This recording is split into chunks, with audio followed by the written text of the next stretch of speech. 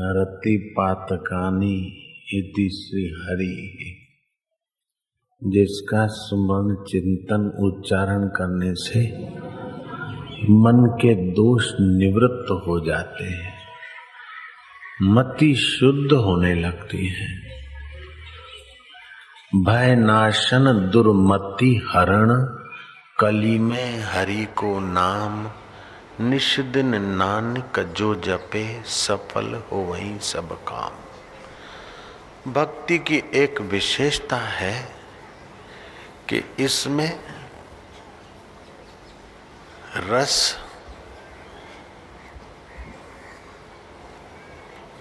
रसदाता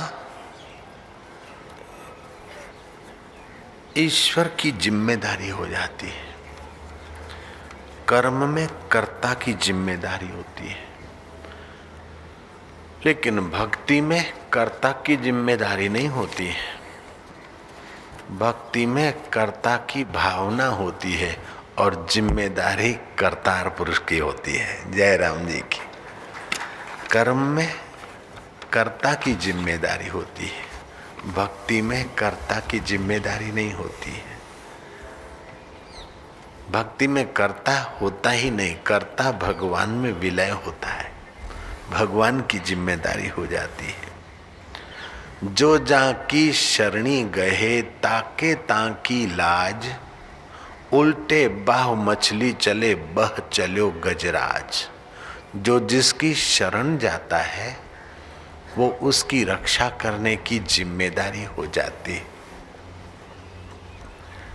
मछली पानी की शरण है, उल्टे बाह मछली चल जाती, और हाथी इतना मोटा पानी में बह जाता है।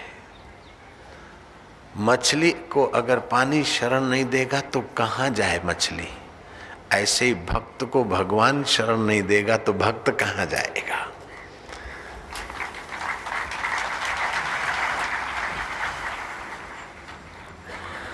भक्ति में एक और विशेष बात है,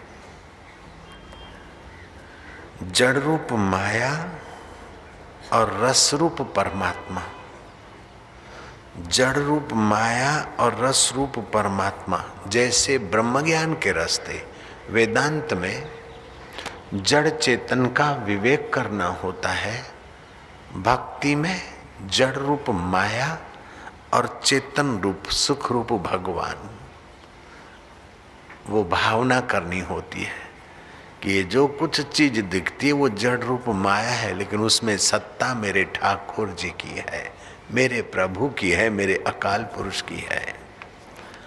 नानक जी ने ठीक कहा, तुम्हारी गतमित तुम ही जानी, नानक दास सदा कुर्बानी। बुलबुला सागर को कुर्बान हो गया तो बुलबुला नहीं बचा, सागर हो गया। ऐसे ही जीव परमात्मा पर श्रद्धा करके अपना थोड़ा भाव मिला देता है तो बाकी का काम परमात्मा की प्रेरणा कर देती है। मेरे में बहुत सारे गुण हैं, सुन लो जी, मैं बोल रहा हूं, मेरे में बहुत सारे गुण हैं, लेकिन मेरे हृदय में भक्ति नहीं है तो वो गुण मेरे हैं, ये अहंकार आवेगा, ये होमी रोग है, ये सारे मेरे गुण निकल जाएगा, मैं दुर्गुणी हो जाऊंगा। मेरे में बहुत सारे दोष हैं, लेकिन मैं भगवान का हूं, जैसा तैसा हूं, उस अकाल पुरुष का हूं, रब का हूं, मैं भगवान का हूं। इस भाव से मेरी भगवताकार वृत्ति बनेगी। अब मेरे दोष नहीं है, मैं जब भगवान का हूं तो फिर मेरे दोष मेरे नहीं रहेंगे। भगवान उन दोषों को निकालने में मेरी भगवताकार वृत्ति को पुष्ट करेंगे। मैं एक सवाल पूछता हूं, कोई धनाढ्य आदमी हो, लखपति करोड़पति, उसकी पत्नी अगर सड़क पे भीख मांगती है अथवा 2 कपड़े मांगती है या रोटी मांगती है या 2 रुपए मांगती है तो इज्जत किसकी जाएगी? सेठ की जाएगी। सेठ की औरत अगर भीख मांगती तो इज्जत सेठ की जाती है। ऐसे भगवान का भक्त अगर नरक में पड़ता है तो इज्जत भगवान की जाती है, भक्त को क्या है।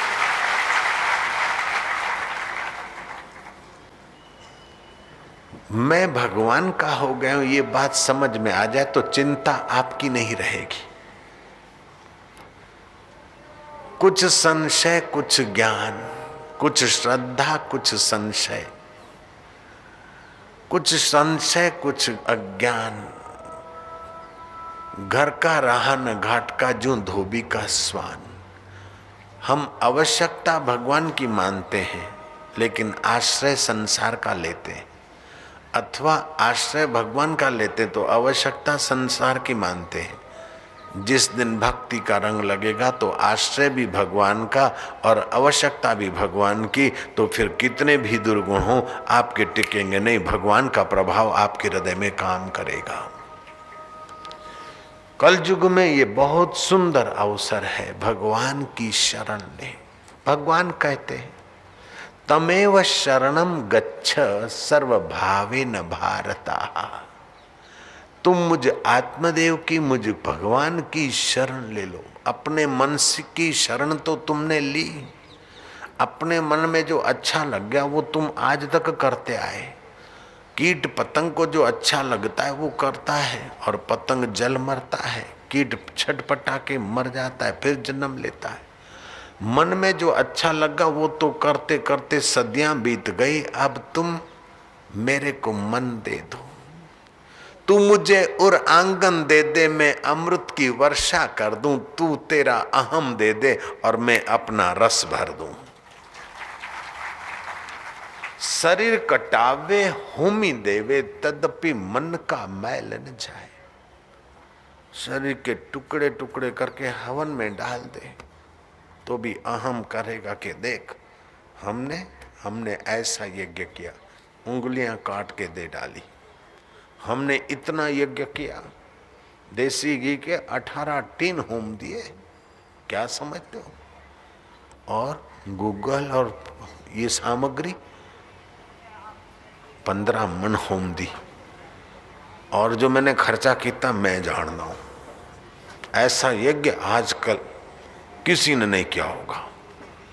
यज्ञ अच्छा कर्म तो है, लेकिन हो अहम सजाने का है तो सारा पानी फिर गया, गज स्नान हो गया। तेरा तुझको अर्पण क्या लागे है मोर। इस प्रकार के जो कर्म हैं वो सद्गुण ले आते हैं, सद्गुण आते, सतमति आती, और सत वो अकाल पुरुष है। गीता में 26 सद्गुण बताए। तो ये सद्गुण जो है उस सत्य स्वरूप के हैं। ज्यों ज्यों तुम सत्य स्वरूप के शरण जाते हो त्यों त्यों सद्गुण निखरते हैं। महाराष्ट्र में एक संत हो गए, उनका नाम था एकनाथ जी महाराज। दूसरे संत हो गए बड़े उच्च कोटि के, शिवाजी, छत्रपति शिवाजी।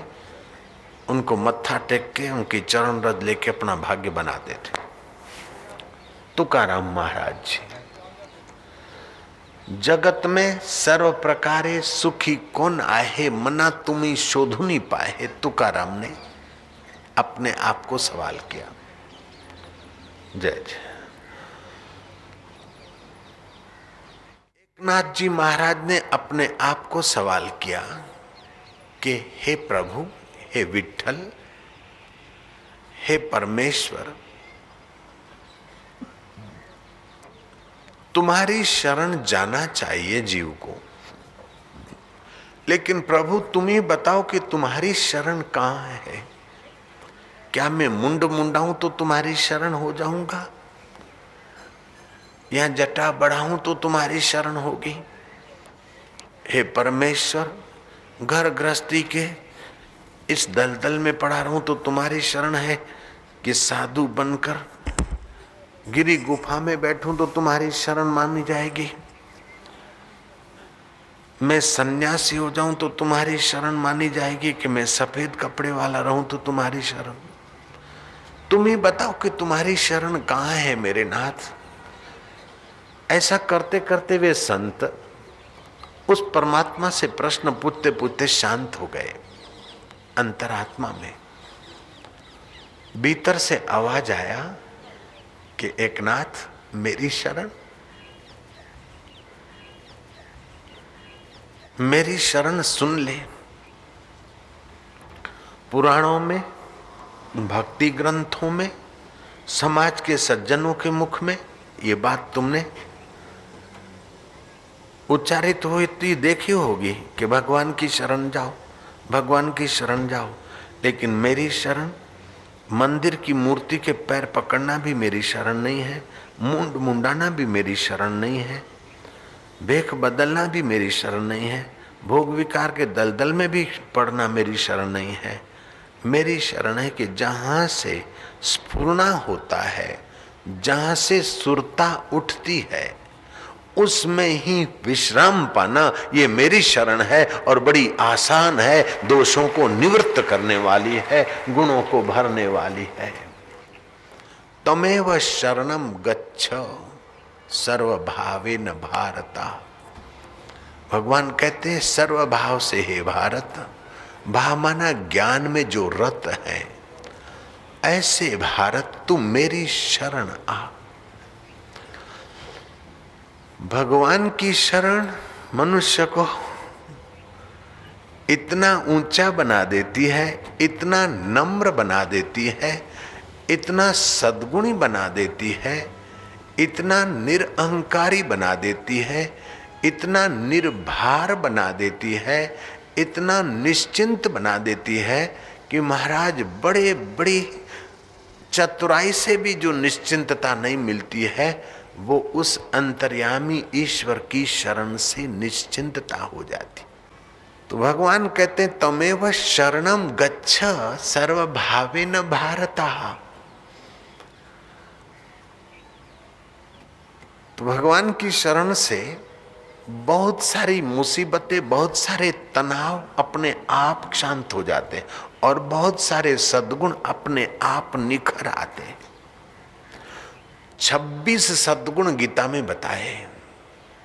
अभयम सत्व संशुद्धि ज्ञान योग व्यवस्थितः दानम दमश्च यज्ञश्च स्वाध्याय तप आर्जवम अहिंसा अक्रोध आदि जो गुण बताए, ये गुण उस गुण के खजाने परमात्मा के हैं। अगर आदमी को अहंकार है तो उसके सद्गुण भी मर मिटेंगे, पता नहीं चलेगा।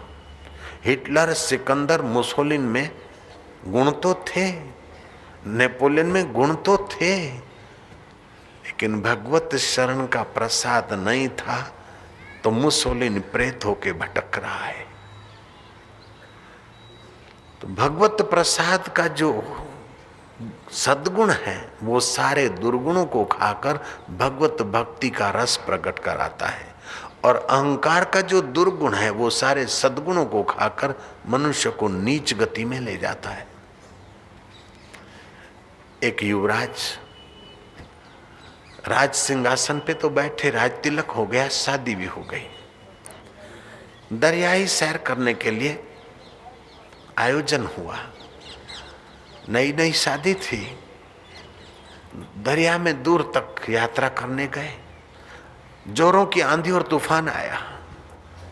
वो जो दुल्हन थी वो तो घबराई और लोग भी चिंतित थे, लेकिन युवराज बड़ा शांत बैठा था। पत्नी ने कहा, अजी अजी आपको डर नहीं लगता? आपको डर नहीं लगता? युवराज ने मयान में से तलवार खींची और अपनी दुल्हन के गर्दन पे रख दी। वो हंसने लगी। बोले, क्यों, तुझे डर नहीं होता? बोले, डर तो तब होता कि कोई गैर के हाथ में तलवार होती। मेरे स्वामी के हाथ में तलवार है तो मैं डरूंगी काहे को, किस बात को डरूंगी? उसने कहा, ऐसे ही मैंने गुरुओं से सीखा है कि संपदा के समय भी उसमें गोता मारे और विपदा के समय भी उसी से नाता जोड़ा रखे, तो फिर मेरे जीवन की डोरी जीवन दाता के हाथ में, तो मैं डरूंगा क्यों? मैं पुरुषार्थ करूंगा, लेकिन डरूंगा क्यों? विवल क्यों होऊंगा? आप जिसके प्रति श्रद्धा रखते हैं उस भगवान को तो क्या लाभ होता होगा या संत को, लेकिन श्रद्धा जिस हृदय में होती है उसको रसीला बनाती है। श्रद्धा जिस हृदय में होती है उसको निरअहंकार बनाती है। श्रद्धा जिस हृदय में होती है उसको निश्चिंतता का रस चखाती है। और श्रद्धा जिसके हृदय में होती है श्रद्धे को आकर्षित कर देती है। कृष्ण कहते हैं श्रद्धावान लभते ज्ञानम तत्परः संयते इंद्रियः।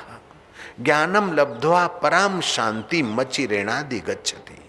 श्रद्धालु उस दिव्य ज्ञान को पाता है जहां फिर मौत का प्रभाव नहीं पड़ता, फिर से जन्म और मृत्यु के चक्कर में जीव नहीं आता है। नारद भक्ति शास्त्र में लिखा है श्रद्धा पूर्वा सर्वधर्मा मनोरथा फलप्रदाः श्रद्धया साध्यते सर्वम श्रद्धया तुष्यते हरि। श्रद्धा सारे शुभ कर्मों के पूर्व में, श्रद्धा सारे सत्कर्मों को सफल करने में सर्वोपरि सद्गुण है। श्रद्धा से सारे शुभ कर्म सफल हो जाते, साध्य हो जाते, और श्रद्धा से ही श्री हरि तुष्ट होता है। श्रद्धा रखे बिना तो व्यवहारिक काम भी हमारा नहीं होता। ये हमारा अब्बा जान है, ये भी तुम देखकर नहीं मानते हो, सुनकर मानना पड़ता। ये मेरे पिताजी है, इस बात पर भी श्रद्धा रखनी पड़ती है। माँ ने कहा ये तेरे पिताजी, ये तुम फलानी जाति को, ये भी श्रद्धा से मानते। ड्राइवर पर भी श्रद्धा रखनी पड़ती है कि बद्रीनाथ पहुंचाएगा, फलाने दिल्ली पहुंचाएगा। पायलट पर भी श्रद्धा रखनी पड़ती है कि हम बैठते हैं कि चलो अब लंदन पहुंचाएगा, लंदन से अमेरिका पहुंचाएगा।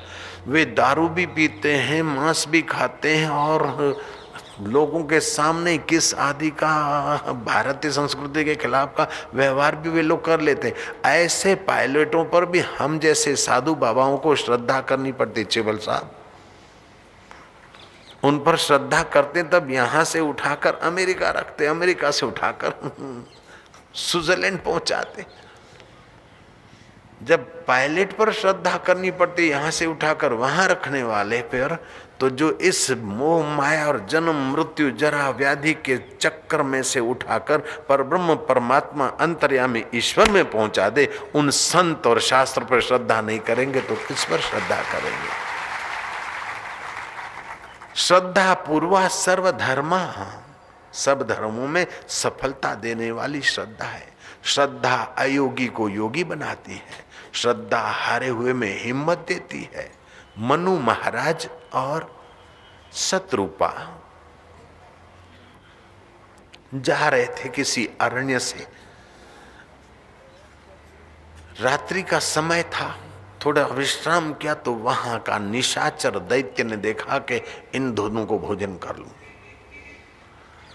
मनु महाराज वैसे तो अपने राजकाज में, राज वैभव में तो बहुत ऊंचे थे, लेकिन जब अरण्य की तपस्या की यात्रा कर रहे थे तो वहां तो बिल्कुल अहिंसक व्रत धारण किए थे। वो निशाचर दैत्य ने उनको खाना चाहा और मनु महाराज ने श्रद्धा से मंत्र उच्चारण किया। अथर्ववेद का 39वां अध्याय ईशावास्य उपनिषद का पहला मंत्र, ईशावास्यम इदम सर्वम यत्किंचितम जगत्याम जगत। ये सारा जगत और जगत के पदार्थ के गहराई में ईश्वर सत्ता है। सब में ईश्वर सत्ता है, सबका प्रेरक रक्षक पोषक ईश्वर ही है।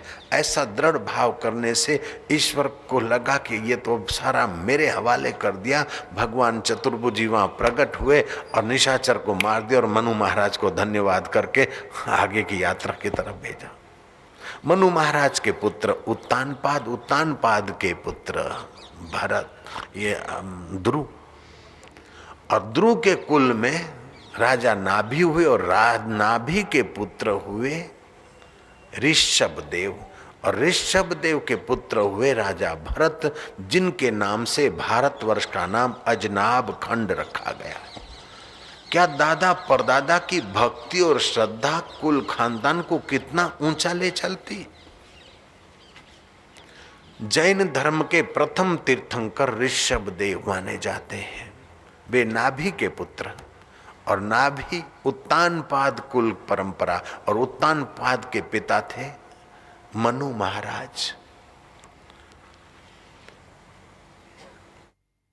जो जाकी शरणी गहे ताके ताकी लाज, उल्टे बाव मछली चले बह चलो गजराज। मछली पानी की शरण है तो पानी अगर उसकी रक्षा नहीं करेगा तो मछली कहाँ जाएगी। ऐसे जीवात्मा जब परब्रह्म परमात्मा की शरण होता है तो परमात्मा सत प्रेरणा देकर, सत वृत्ति देकर और सत्संग का कुछ आश्रय देकर देर सबेर तार लेते हैं और भव बंधन से हमारे को पार कर लेते हैं। श्रद्धा पूर्वा सर्वधर्मा मनोरथा फल प्रदाह, श्रद्धया साध्यते सर्वम श्रद्धया तुष्यते हरि। जापान का संत मेजी का दर्शन करने गए। वहां के राज्यपाल, क्योटो राज्य के राज्यपाल किटागाकी ने परिचय पत्र भेजा। संत ने कहा मेरे को टाइम नहीं है, मैं नहीं मिलता। क्योटो राज्य के राज्यपाल को पहले तो धक्का लगा कि मैं बिना बुलाए दर्शन करने को आया हूं, ये मेजी संत क्या समझते कि मुझे मुलाकात नहीं देते। लेकिन कोई श्रद्धा का फूल खिला था। बोले ठहरो, ये आम आदमी नहीं है, ईश्वर के साथ खेलने वाले संत हैं, इनके प्रति मेरा कानून या मेरा पद इस्तेमाल नहीं होगा, मेरी श्रद्धा का उपयोग होगा। थोड़े से शांत हुए, चिट लिखी और केचू को दी। क्योंकि उनका शिष्य था संत मेजी का। चिट्ठी दी और उसको कहा कि प्लीज इतना काम कर, तेरे गुरु को फिर से ये मेरा प्रार्थना पत्र भेज। प्रार्थना लिखी थी कि मैं क्योटो राज्य का राज्यपाल किटागाकी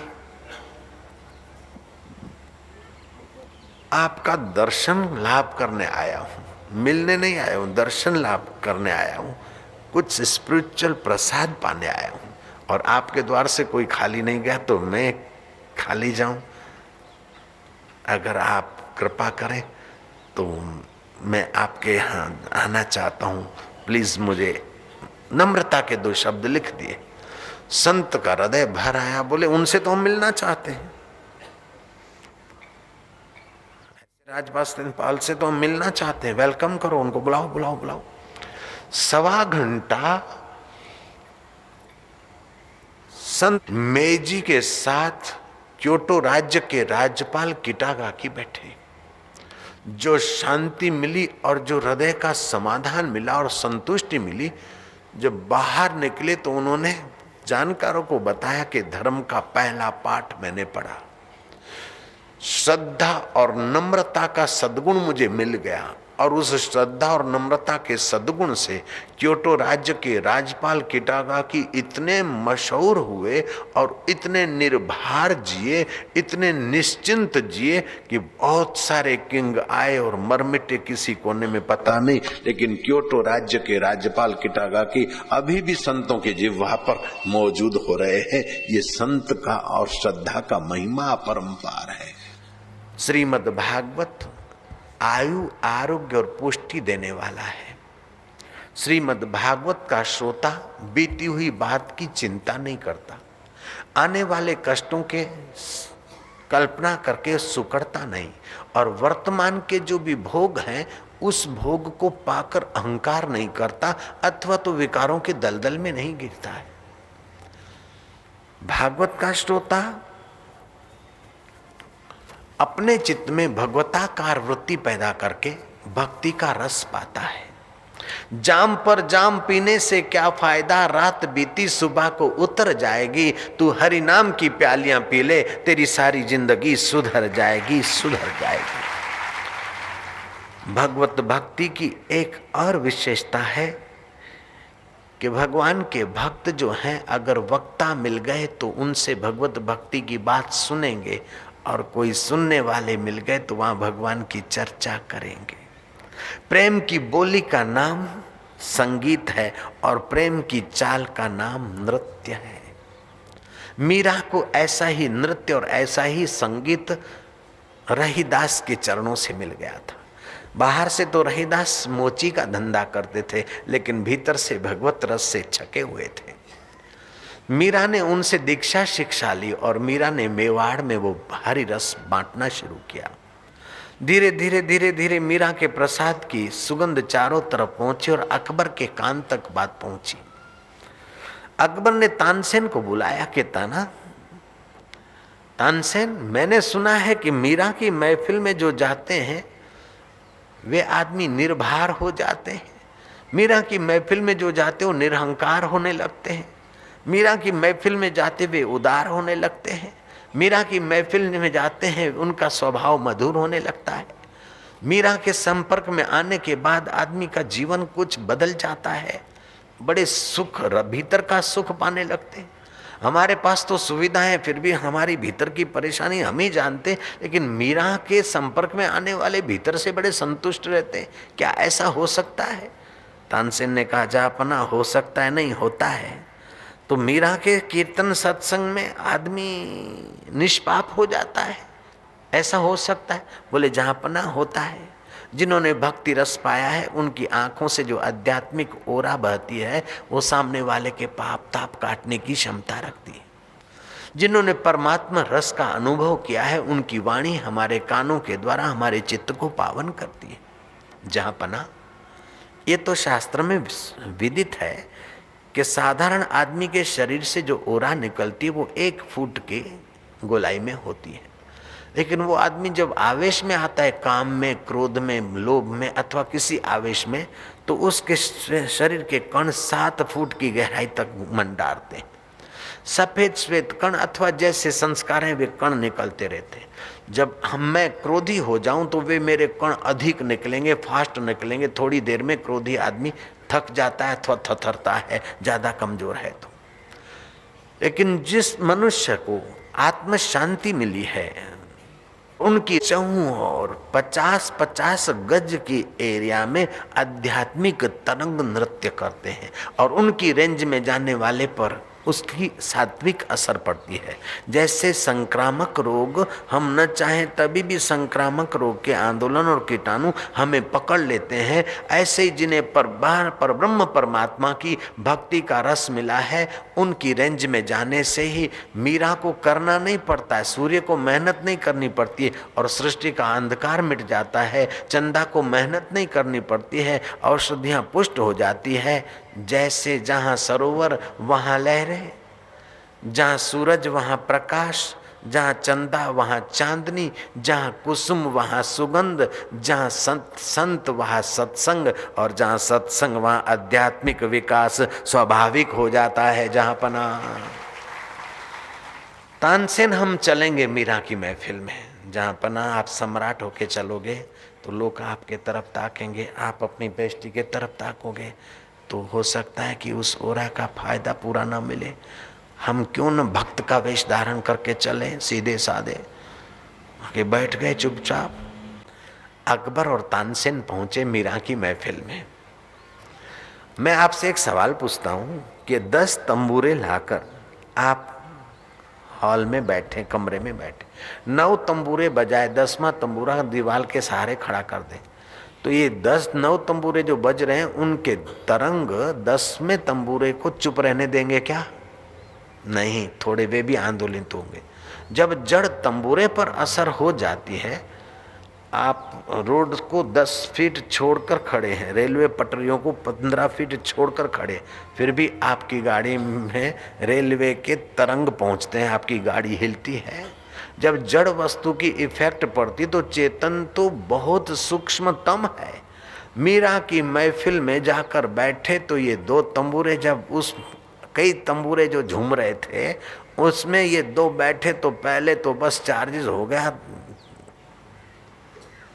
तानसेन, और थोड़ी देर में अकबर भी संतुष्ट होने लगे और भीतर कुछ शांति, कुछ अच्छा लगने लगा। जब कीर्तन हुआ तो अकबर का हृदय भी आंदोलित हुआ। सत्संग कीर्तन के बाद लोग अपनी कृतज्ञता व्यक्त करने के लिए ठाकुर जी और मीरा को प्रणाम कर रहे थे। कोई कुछ रख रहा था, कोई कुछ रख रहा था। सादे वेश में आए हुए अकबर ने सोचा कि जो पानी का प्याला या शरबत पिलाता उसे भी कुछ देते। जिसने रूहानी नूरानी नूर का प्याला पिलाया तो कुछ मीरा के आगे रखना चाहिए। अपने गले की मोतियों की माला उठाकर रख दी। मीरा की महफिल में भक्त तो आते थे, लेकिन विक्रम, राणा विक्रम जो मीरा के खिलाफ था, उसके जासूस विभाग के लोग भी आके बैठ जाते थे। मीरा को बदनाम करने के लिए कोई बात मिल जाए तो उस विभाग के लोगों ने देखा कि ये मोतियों की माला बड़ी कीमती है, ये कीमती माला रखने वाला कौन है, पीछा किया। आखिर गुप्तचर सीआईडी विभाग ने ये पता लगा लिया कि ये तानसेन और अकबर हैं। बस उन्हें तो एक रिपोर्ट करने का मसाला मिल गया। विक्रम राणा वैसे ही मीरा से क्रुद्ध था और उन लोगों ने बढ़ा चढ़ा के ऐसा रिपोर्ट बनाया कि क्या बताएं विक्रम राणा, आपकी भाभी दिन में तो भक्तानी दिखती है, रात में खुदा जाने क्या करती, भगवान जाने क्या करती। और उसके यहाँ और लोग तो आते हैं, लेकिन अकबर भी वेश बदल के आता है। और इसका प्रमाण, इसका सबूत ये है कि मीरा के गले में जो मोतियों की माला पड़ी है वो अकबर उसको दे गया है। लोग समझ न जाए इसलिए अकबर ने भेख बदला है। और मीरा भी भक्तानी का भेख लेकर अकबर के साथ न जाने कैसी कैसी क्या क्या लीलाएं करती होगी।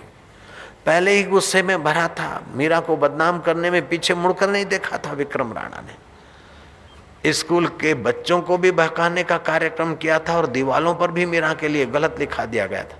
लेकिन जिसको भीतर का माधुर्य मिलता है, हृदय की उदारता और नम्रता मिलती है, उसके लाख लाख विरोधी होने पर भी वो निश्चिंत होकर सो सकता है और निश्चिंत होकर जग सकता है और निश्चिंत जी सकता है और निश्चिंत अमरता को वर सकता है। ये बड़ा भारी सद्गुण है भगवान के सानिध्य का।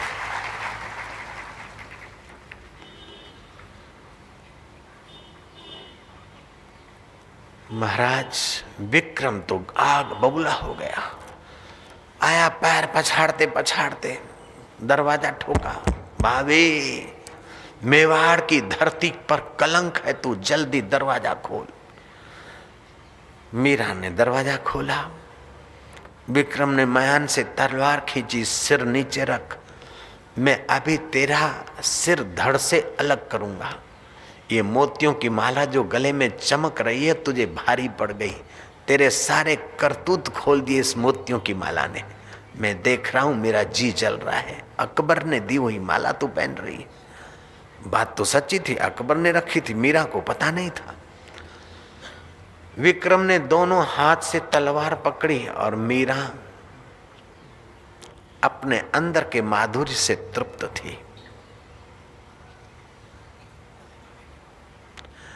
मीरा अंदर के माधुर्य से तृप्त थी। मीरा का उदार हृदय था, जिसी ने दिया दर्द दिल उसका खुदा भला करे, आशिकों को वाजिब है कि यही फिर से दुआ करे। इस प्रकार का मीरा का भाव बन गया था। मीरा नम्रता से सिर नीचे करके बैठ गई, खड़ी हो गई। विक्रम राणा ने तलवार को बस उठाया, अब झटका ही मारना था। मारने वाले से बचाने वाला बहुत नजीक होता है। रक्षक के बड़े लंबे हाथ हैं, बड़े सबल हाथ हैं उस प्यारे के। उठाया तलवार, अब झटका ही मारना था तो उस चैतन्य ने सत्ता देना बंद कर दिया। जैसे छापखान की मशीन है, धम धम करती, बस धम किया, फिर फ्यूज निकाल दो तो वही पोजीशन, ऐसे ही फ्यूज निकल गया भीतर का, बस हाथ में तलवार यूं करे। अब क्या हो गया? मीरा की सेविका ललिता देख रही कि अरे भगवान, हे गिरधर गोपाल, तेरी कृपा अपरंपार, बचा दीजिए मीरा को, बचा दीजिए मेरे नाथ, थोड़ी कृपा थने, हजार हजार प्रणाम। वो विक्रम खूब जोर मारा। आखिर विक्रम को शर्मिंदा होकर कहना पड़ा कि भाभी मुझे माफ कर दे, ये तुमने क्या कर दिया। भाभी को तो पता नहीं, लेकिन भाभी जिसकी शरण में है वो तो हर दिल में है, सबका पता रखता है। भाभी ने प्रार्थना की कि मेरे ठाकुर जी, जरा सी गलती और आप इनको इतनी सजा दे रहे हैं। नहीं नहीं, इनके हृदय में भी आप अपनी सत्ता स्फूर्ति दीजिए नाथ। हरि शरणम हरि शरणम हरि शरणम। मीरा ने भगवान को ध्याया, भगवान की कृपा हुई। विक्रम राणा का हृदय बदला, तलवार कोने में जा गिरी और विक्रम राणा का सिर मीरा के चरणों में। मीरा कहती नहीं प्रभु ये क्या कर रहे हैं, आप तो मेरे जेठ हैं, माफ करो, ये वो करो।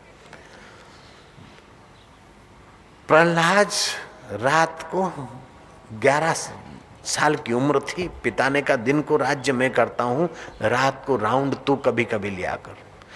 घोड़े पर 2 अंगरक्षक, पास में 2 घोड़े और बीच में ये राउंड मारते थे। प्रहलाद ने देखा कि कहीं आग लगी है, भगाया घोड़ा, देखा कि वो आग और कुछ नहीं, कुम्हार ने नेवा में आग लगाई है घड़े पकाने के लिए। कुम्हार से पूछा कि क्यों रो रहे हो और हाथ ऊपर उठा रहे हो, ये क्या बोल रहे हो तुम, कि तू चाहे तो बचा सकता है, मैं तो नादान हूं लेकिन तू सर्वसमर्थ है, मैं तो साधारण हूं लेकिन तू सर्वसमर्थ है, मैं तो मूर्ख हूं लेकिन तू तो सारा कुछ जानता है, अगर तू चाहे तो बच सके, ये सब क्या है। कुम्हार ने कहा कि घड़े कच्चे थे, बिल्ली ने बच्चे दे रखे थे। मेरी पत्नी ने सोचा कि पति निकालेंगे, पति ने सोचा पत्नी निकालेगी, पत्नी ही ने सोचा कहीं बेटा निकाला होगा। घड़े सारे रख दिए गए, चारों तरफ से नेवे में आग लगा दी गई। अब वो बीच में बिल्ली के बच्चे पड़े हैं। अब हमारी तो नादानी हो गई, उसकी अगर रहमत हो तो हो सकता है कुछ। प्रहलाद ने कहा ये कैसे हो सकता है कि प्रहलाद वो सृष्टिकर्ता सर्वसमर्थ है। एक छोटे से बीज में से वृक्ष पैदा हो जाता है, कीड़ी के नोक पर कई शुक्राणु बैठ सकते हैं, ऐसे शुक्राणु में से व्यक्ति पैदा हो जाता है, सेठ शाहूकार ये वो बन जाता है, हंसता खेलता लेता देता है, फिर मुट्ठी भर राख छोड़कर चला जाता है। ऐसी लीला नित्य हो रही है। ऐसे लीलाधर अगर चाहें तो क्या उन बिल्ली के बच्चे को नहीं बचा सकते हैं। प्रहलाद ने कहा अगर बच्चे बच जाएं तो मुझे बुलाना दिखाना। राजकुमार आप सुबह आना, मैं अपना नेवा खोलूंगा निभाड़ा, आप आओगे बाद में ही खोलूंगा, फिर देखें उसकी रहमत हो गई होगी तो। प्रहलाद गए और एक एक घड़ा उस कुम्हार और कुम्हारन ने हटाया। सारे घड़े पक कर लाल हुए, बीच के 4 घड़े खाली खट कच्चे पड़े थे और बिल्ली के बच्चे म्याऊं म्याऊं करते बाहर निकल पड़े कि भगवान तेरी कृपा परंपार।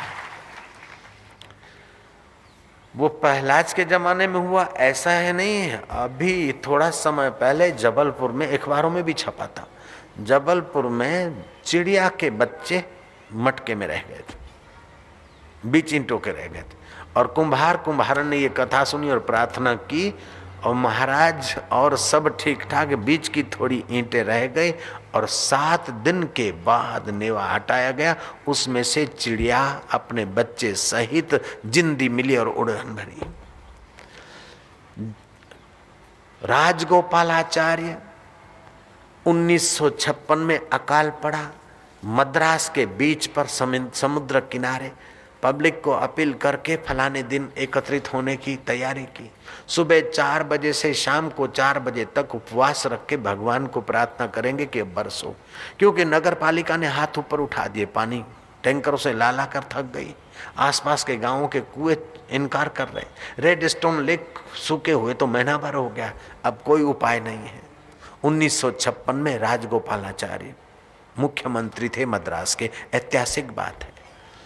बीच पर प्रार्थना शुरू हुई, लोगों ने, कोई होंगे सिख धर्म वाले, धन गुरु नानक सारा जग उतारिया, धन गुरु अर्जन देव सारा जग उतारिया, राजना श्री महिला पंचमा, धन गुरु अर्जन देव सफल तुम्हारी सेव। पाठ वाले पाठ करने लगे, गीता वाले गीता करने लगे, रामायण वाले रामायण करने लगे, अल्लाह अकबर अकबर अल्लाह, नमाज वाले नमाज करने लगे। आयो लाल झूले लाल झूले झूले झूले झूले लाल, असी निमाणा ऐ बन आना, दूल्ह तुझे दरत विकाणा, करी भलायूं भाल, आयो लाल झूले लाल, दरियाशा की जय हो, अमर लाल की जय हो।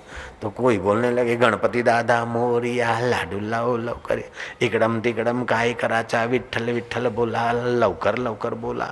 जिसकी जैसी भाषा थी, जैसा भाव था, उस परमात्मा की उपासना करते करते शाम के 3:30 बजे ऊंचे मंच पर राजगोपालाचार्य ने सबको संबोधित करते हुए उस परमेश्वर को एक साथ हम प्रार्थना करें, हे दीनदयाल बिरद संभारी, हरऊ नाथ मम संकट भारी। बिरद संभालो हमारे संकट हो, हम तो अपराधी हैं, हम तो गलतियों के घर हैं, लेकिन तू रहमत कर सके तो अभी भी बारिश हो सकती है। चौमासा तो बीत ही रहा है, सावन का महीना चला गया, लेकिन तू चाहे तो अभी सावन कर सकता है। नाथ, जनता प्यासी मर रही है। जले विष्णु थले विष्णु, विष्णु पर्वत मस्तके ज्वालमाला, कुले विष्णु सर्व विष्णु मही जगत्र, जल में तेरी सत्ता, थल में तू, सर्वत्र तू ही है, हर दिल की धड़कन तू ही चलाता। हे प्रभु, तो इंद्र के रूप में भी तू है और वरुण देवता के रूप में भी तू है। हे आदि नारायण, हे परमेश्वर, हे इंद्र देव तुम प्रसन्न हो, वरुण देव तुम प्रसन्न हो, मेघ देवता तुम प्रसन्न हो, और सारे देवों का देव जो अंतर्यामी आदि नारायण चतुर्भुजी नारायण, आप प्रसन्न हो। प्रार्थना करते करते हृदय भर आया। रामकृष्ण परमहंस कहते हैं कि आपके शब्द और हृदय जब एक होता है तो परमात्मा की कृपा की मोहर लग जाती है और अचिंत्य माया शक्ति वो घटना घटित कर देती है। प्रार्थना पूरी हुई, हृदय द्रवित था। आए अपने अपने घर, लोग खाए पिए, रात हुई, सोए। 10 बजे के करीब कई बादल देखे लोग, ऐसे बादल तो कई आए गए, अब क्या बरसेगा। किसी ने कहा हो सकता है, किसी ने कहा नहीं, खैर थके लोग सो गए। रात का ठीक से 2 बजा, बड़ी बड़ी बूंदे, ऐसी बरसात हुई महाराज, ऐसा बरसा क्या बताएं। देने वाला देने पवे तो लेंदा थक पवे बंदा। ऐसा बरसा कि रेड स्टोन लेक सुबह होते होते तो छलो छल हो गया, लेकिन वो देने वाले ने बंद नहीं किया। और बरसा यहाँ तक ऐसा धमाधम बरसा कि मद्रास सरकार को मद्रास में काले कलूट सड़कों पर नावें चलानी पड़ी। ऐसा बरसा, सरकारी रिकॉर्ड पर से अभी भी जांच की जा सकती। नावों का खर्च बर्च का रिकॉर्ड तो जरूर होगा, जयराम जी बोलना पड़ेगा। तो आपके अंतःकरण में सतचित आनंद स्वरूप ईश्वर की अथाह शक्ति है, लेकिन ये जड़ और चेतन का विभाग करने में हम गलती खा जाते हैं, इसलिए हमारा खजाना अनछुआ रह जाता है। तो भक्ति मार्ग कहता है कि भगवान और माया में भेद करना सीखो, सत्य में और असत्य में भेद करना सीखो। तत्व ज्ञान और ब्रह्म ज्ञान का रास्ता कहता है कि जड़ चेतन में भेद करना सीखो। विवेक की भक्त कहते हैं कि नित्य और अनित्य में भेद करना सीखो। जैसे दुख आया तो पहले नहीं था, दुख आया है, जो आया है वो जाएगा। ऐसे सुख आया, पहले नहीं था, बाद में नहीं रहेगा। अब ये फूल थे, ये जो गुलदस्ता जो भी उसको कहते हो, ये आज से 1 हफ्ता पहले था क्या इस पोजीशन में? नहीं था, आज आया। तो पहले नहीं था और बाद में नहीं रहेगा, तो अभी भी नहीं के तरफ जा रहा है।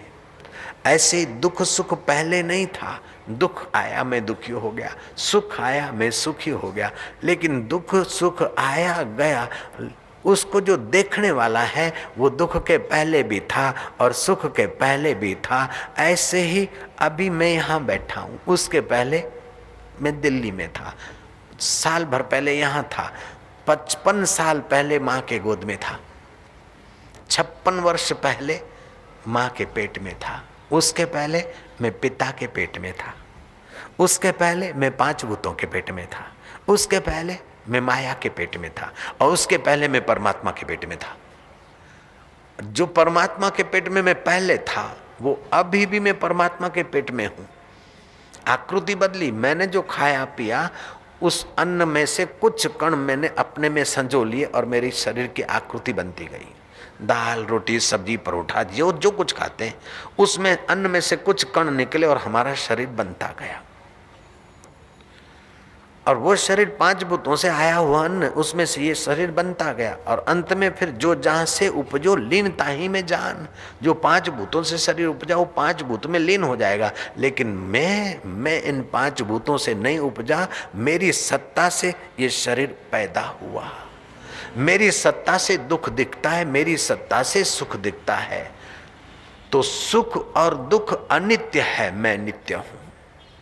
शरीर का जन्म होना और मरना अनित्य है, लेकिन आत्मा नित्य है। जो नित्य है वो आदि में नित्य है। आद सत, जुगात सत, है भी सत, नानक हो से भी सत। घड़ा पैदा हुआ और घड़ा दिख रहा है और घड़ा टूट गया। घड़ा पैदा होने के पहले आकाश था, घड़ा पैदा है तब भी आकाश है, और घड़ा टूट जाए तब भी आकाश है। ऐसे ही शरीर रूपी घड़ा पैदा होया, अभी दिख रहा है और फूट जाएगा, फिर भी ये आकाश रूप परब्रह्म परमात्मा आद सत जुगात सत, है भी सत, नानक हो से भी सत। इस प्रकार का अगर विवेक हो जाए तो फिर महाराज जीवन जीने की सुंदर कला आ जाती है। जीवन जीना भी एक आर्ट है। जिसको जीवन जीने की आर्ट है उसको मरने की भी आर्ट है। दोबारा मरना नहीं पड़ता है। मरो मरो सबको कहे, मरना न जाने कोई, एक बार ऐसा मरो कि फिर मरना ना होई। सियावर रामचंद्र की जय। अमीरी की तो ऐसी की सब जर लुटा बैठे, फकीरी की तो ऐसी की कि बाबा के दर पे आ बैठे। जयराम जी की। अमीरी की तो ऐसी की, सेठ लोग सुन रहे हैं? सेठ सुनते हो? अमीरी की तो ऐसी की सब जर लुटा बैठे, फकीरी की तो ऐसी की, फकीरी की तो ऐसी की बाबा के दर पे आ बैठे।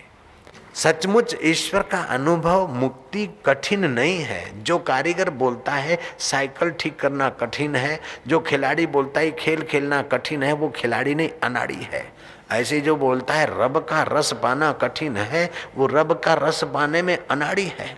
रब का रस पाना बिल्कुल सरल है, लेकिन सरल जिनको सरल लगता है ऐसे पुरुषों का मिलना जरा मेहनत करनी पड़ती है।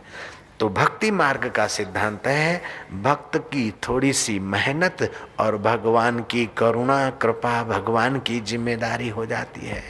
भक्त प्रयास करता है और भगवान उसको पुष्ट करता है। अब छोटी सी एक बात और, मैं संसार को कितना भी चाहूं तो पूरा संसार मुझे नहीं मिल सकता है, आधा भी नहीं मिल सकता, एक पूरा भारत भी नहीं मिल सकता। अरे भैया भारत की तो क्या बात है, चंडीगढ़ भी पूरा एक व्यक्ति को नहीं मिल सकता। जयराम जी की चंडीगढ़ की 2 बाजारें भी एक व्यक्ति को इस जमाने में रखना इनकम टैक्स के हिसाब से बड़ा भारी पड़ जाएगा। संसार पूरा नहीं मिलता और जितना जो मिलता है वो फिर छूटना शुरू हो जाता है। लेकिन ईश्वर को चाहो तो ईश्वर पूरा मिलता है, और एक बार ईश्वर मिलता है तो फिर छूटता नहीं है। जयराम जी की। संसार के भोगों की इच्छा करने से भोग अपने आप नहीं आते, उसमें प्रारब्ध चाहिए, अपना पुरुषार्थ चाहिए और इच्छा चाहिए, दूसरे की मदद चाहिए, सेक्रेटरी की, सचिव की, नौकर की, सेठ की, किसी की भी। लेकिन भगवान को पाना है तो आप केवल भगवान को पाने की इच्छा करिए। दूसरे की मदद आपको लेने की जरूरत नहीं पड़ेगी, दूसरे की मदद भागती भागती आपके नगर में आ जाएगी, और अंतर्यामी परमात्मा की प्रेरणा भी आपको अपने आप मिलती रहेगी। संसार को चाहते चाहते मैं मर गया तो दुर्गति होगी, लेकिन भगवान को चाहते चाहते मर गया तो भगवान के लोक की प्राप्ति हो जाएगी। सौदा बहुत बढ़िया है। जयराम जी की। संसार के जो सुख हैं अधिक भोगे तो भीतर खोखला हो जाता है, लेकिन भक्ति का सुख, सत्कर्म का सुख अधिक होगा तो भीतर से पुष्ट हो जाएगा, अंतरात्मा मजबूत हो जाता है। तो संसार के वस्तुओं का सदुपयोग करो, संसार के वस्तुओं को ठीक से वर्धन करो, उपार्जन करो, ये ठीक है, अच्छा है, लेकिन इनके पीछे आपकी जिंदगी खप तो नहीं रही, उसकी सावधानी रखो। मनुष्य जन्म का फल पैसा इकट्ठा करके मर जाना मनुष्य जन्म का फल नहीं है। बड़े बड़ी कोठियां छोड़कर मर जाना ये मनुष्य जन्म का फल नहीं है, ले तो जाना भी नहीं है। बड़े बड़े साधन जुटाकर जीवन गंवा देना मनुष्य का जन्म का फल नहीं है। बेटे बेटियों को जन्म दे दिया, ये मनुष्य जन्म का फल नहीं है, वो तो हर योनि के लोग दे देते हैं। मनुष्य जन्म का फल है कि अपने दिल में छुपे हुए दिलबर दातार का रस पाकर अमरता का अनुभव कर लेना। जीवन की शाम हो जाए उसके पहले जीवन दाता पद में आराम पा लेना, ये मनुष्य जन्म का फल है। नारायण हरि नारायण। जिस पेड़ में, आम के वृक्ष में फल नहीं लगते उसको क्या बोलेंगे? विफल।